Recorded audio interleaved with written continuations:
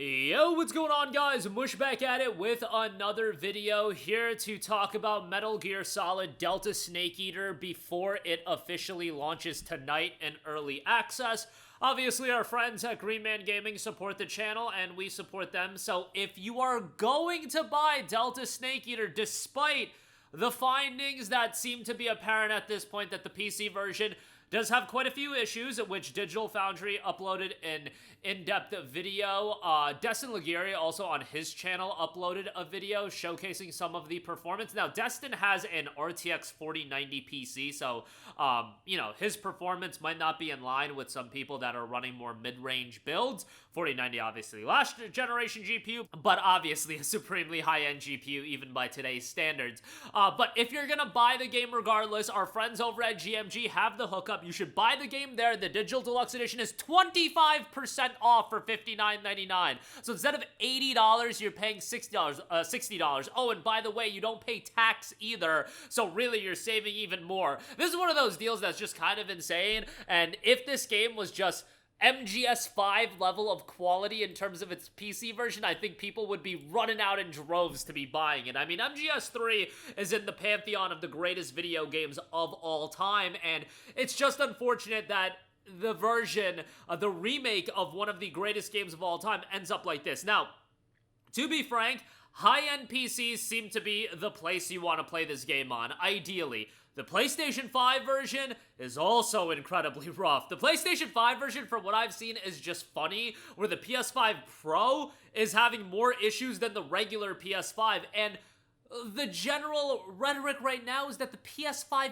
base console actually edges out the Pro. Now, the Pro might have better textures or something like this, better graphical output in the case of just, texture quality, but the resolution seems to lean on the base console as well. Again, I gotta try it out for myself before I go in-depth on that, and once the game is unleashed to the masses, maybe there's this mythical day one patch that people talk about, and I saw some people talk about this in the last video I uploaded. The mythical day one patches very rarely ever fix all of the issues. I kind of feel like that's a way to shield yourself, as in from reviewers talking about the PC version with so much vitriol being like, oh, there's this day one patch coming out, so don't worry, the performance is gonna get better, and it might get better. It might get better, but in this case of it just becoming an optimized PC experience, that generally doesn't happen. But yes, the PlayStation 5 version is incredibly rough, and if you're playing on PC and you have a higher end build, as long as there might be some crashes you have to deal with. PC Gamer did note in their review with utilizing an RTX 4060 that they crashed 5 times in their 20-hour playthrough. Now, 5 times in 20 hours I think is somewhat accessible. That's a crash every 4 hours. There I go with my second grade level math. But, the crashes to me get really bad when it's like Mafia the Old Country crashing 8 times in 10 hours. And with Mafia the Old Country, I almost went unhinged when you're in the middle of a cutscene of the Dawn popping off and being like, oh my god, this is about to... And then it's like, Unreal Engine 5 error, send a report. It's like, bro, way to kill the vibes of Mafia the Old Country. But nevertheless, hopefully Delta Snake Eater will fare better on that end. Honestly speaking, you guys, I get it. A lot of people want to pick this game up. It's a childhood classic to so many people. It's one of their favorite games of all time. For so many people, the hardcore Metal Gear fans that I talk to, MGS3 is the game. This is their favorite MGS title of all time, and they want to pick it up. It is a remake of a PS2 game. It is a 15 to 20 hour game at most. It is $70 discounted at GMG. It is a mediocre PC version and a mediocre version in general. When you factor all of those things together, if this was any other game, I feel like people would be losing their mind and absolutely crapping all over it. And maybe people will crap on all over it once the game is out to the masses and the performance woes become evident. But the woes don't need to become evident because it's already confirmed. The game is locked to 60 frames per second. You don't have ultra-wide support. It's missing some of the basic PC features. One review noted it feels limited due to a lack of granularity. With the options, you essentially pick from different presets based on your hardware specs and then choose between 30 or 60 FPS frame rate modes. Look, that's okay with like a budget release. I'm okay with the low, medium, high, and it doesn't get more in-depth on that. But this is a premier $70 game that, for a premier $70 game, I do expect at least a little bit more. And you know what should always be the dead giveaway? At this point, I think we need to come to a conclusion that the dead giveaway on a PC version potentially being bad is, first of all, they're not transparent about it, and they limit it to 2 system requirement tiers. Big games at this stage of the game should be having more than 2 system requirement tiers. Delta Snake Eater, surprise, surprise, only has 2 system requirement tiers, and that's just become evident for a while. At the very least, like, at least Delta Snake Eater, they gave reviewers copies of the games and PC copies as well. Spider-Man 2, on the other hand, it was just radio silent until like the day before launch about that game's status, and ultimately it turned out to be kind of a crap show. I mean, Spider-Man 2 I think is the worst PC port of the year.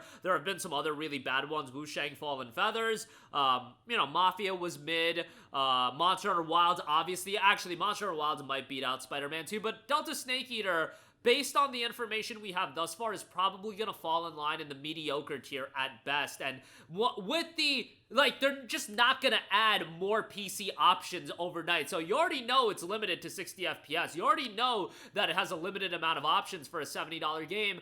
And what's carrying this game is, do you view MGS3 as that pinnacle gaming experience? To me, MGS3 is one of the greatest video games literally of all time, and, you know, I'm thankful that I run this channel and I get access to all of these games, but I also try to put myself in the regular person's shoes. Guys, there's a billion games that are about to come out.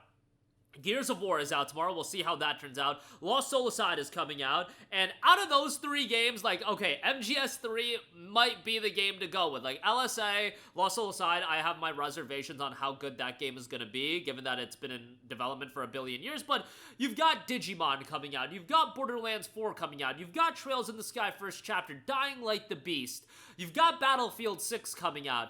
Do you want to drop a premier price point for Metal Gear Solid Delta Snake Eater right now? Or are you of the mindset you wait a little bit longer? Konami games historically go on sale not super quickly, but fairly quickly, all things considered, and then get the game at a bit of a discount. That's ultimately a decision for you to make, and ultimately your view on MGS3 as a game. If you do have that attachment towards the game, probably you'll make do with the issues that the PC version and the versions of the game seemingly does have, and you'll end up enjoying it just fine. For everybody else, if this is a new game for you, what's the harm in waiting a little bit longer for it to get a little bit more polished up, maybe by the end of this year, early next year, and then you could enjoy it at a far better state. That's my vantage point on it. I'll leave a link to GMG if you do want to get it cheaper, and you do support the channel, so obviously I do appreciate that, and they support us, so you should support them. Shinobi Art of Vengeance is also getting some great reviews, and I'll leave a link to that. That's discounted as well. That seemingly is one of the better games of the year, but Delta Snake Eater is definitely going to have a lot more attention. But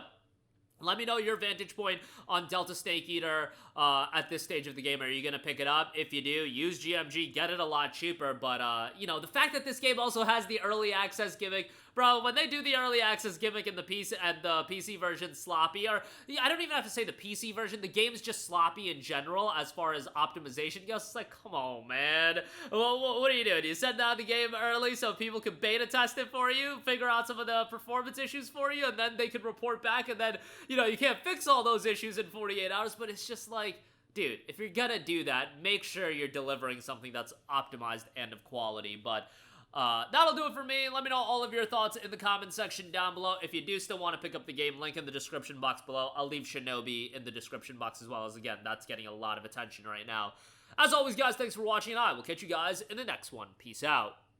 Hey, what's going on, guys? Mush here again. Hope you enjoyed the video. As you guys might know, YouTube's notification system is sometimes a little bit wonky, even if you're subscribed to the channel. Maybe you're not abundantly aware that I uploaded a video. To remedy that situation, make sure you hit the bell notification button. This way, whenever I upload a new video, and I try to upload as consistently as possible, you will be notified directly of the upload, and you can watch it as soon as it goes live. I would really appreciate if you guys hit that button so you can stay up to date with all of the content I'm posting. But as always, guys, thanks for watching, and I'll catch you guys in the next one. Peace out.